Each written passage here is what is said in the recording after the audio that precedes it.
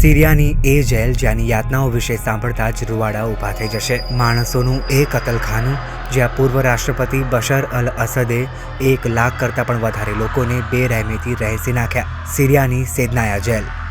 અસદ દેશ છોડીને ભાગી ગયા પછી 8 ડિસેમ્બરે અહીં બળવાખોરોએ કબજો કરી લીધો અને હજારો કેદીઓને મુક્ત કર્યા. જોકે હજુએ ઘણા કેદીઓ જેલના અંડરગ્રાઉન્ડ સેલમાં બંધ છે અને આ સેલ ક્યાં છે એ કોઈને નથી ખબર. જેલમાં 1,57,000થી પણ વધારે લોકોને ટોર્ચર કરાયા અને તેમની હત્યા કરી દેવામાં આવી. આમાં 5,274 બાળકો અને 10,221 મહિલાઓનો સમાવેશ થતો હતો. અસદના અત્યાચારના પર્યાય સમી સેદનાયા જેલમાં લોખંડની એક વિશાળ પ્રેસ હતી, જેનો ઉપયોગ કેદીઓને કચડીને મારી નાખવા અથવા તો મારી નાખ્યા પછી કચડી નાખવા થતો. જેલના કતલખાનામાં કેદીઓને 72થી પણ વધારે પ્રકારની યાતનાઓ અપાતી.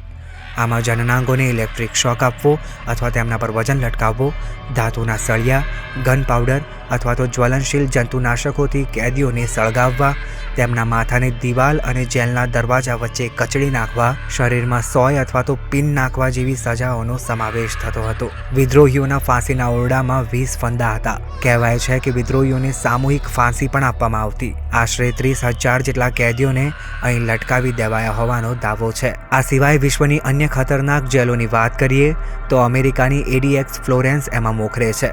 અહીં કેદીઓ અડધા પાગલ બની જાય એટલી યાતના અપાય છે. એવું જ થાઇલેન્ડની બેંગક્વાંગ સેન્ટ્રલ જેલનું છે. તે બેંકોક હિલ્ટન કે બિગ ટાઈગર તરીકે પણ ઓળખાય છે. રશિયાની બ્લેક ડોલ્ફિન પણ સૌથી બદનામ જેલોમાંની એક છે. અહીં રશિયન ત્રાસવાદી અને સિરિયલ કિલર્સને રાખવામાં આવે છે.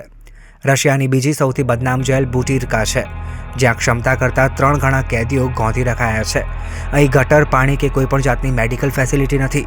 નોર્થ કોરિયાની કેમ્પ 14 નામની જેલમાં પણ કેદીઓ માટે કોઈ જ વ્યવસ્થા નથી. નામ માત્રની સવલતો વચ્ચે કેદીઓ અસહ્ય યાતનામાંથી પસાર થાય છે.